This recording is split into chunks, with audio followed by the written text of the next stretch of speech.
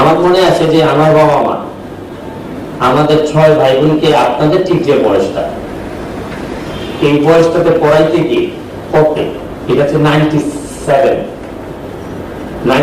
মানে হচ্ছে কি এখন থেকে প্রায় 25-30 বছর আগে। আমার বাবা মারও কষ্ট হতো। আমাকে ওই সময় 1500-1800 টাকা দিতেন। আমার বোন ছিল এখানে, আমার আরেক বোন ছিলেন ঢাকা ইউনিভার্সিটিতে, একজন ছিলেন বদরুন্নেসায়, আমার ভাই ছিলেন জগন্নাথে, আমি ছিলাম ঢাকা কলেজে।